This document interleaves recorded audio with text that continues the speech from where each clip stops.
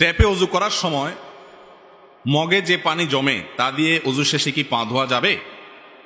ট্যাপে অজু করার সময় নিচে বালতি বা মগ দিয়া অজু করছেন আপনি, তো যে পানিগুলো জমছে মগে এগুলো দিয়ে পাও ধুতে পারবেন কি না? উত্তর হলো, অজু করার পর শরীর ধোয়া যে পানিটা, ব্যবহার করা পানি, যেটাকে মায়ে মুস্তামাল ফিকের ভাষায় বলা হয়, অর্থাৎ ব্যবহার করা পানি, সেই ব্যবহৃত পানি বা ব্যবহার করা পানি এটা দিয়ে অন্য কোনো অঙ্গ প্রত্যঙ্গ ধোয়া যাবে না।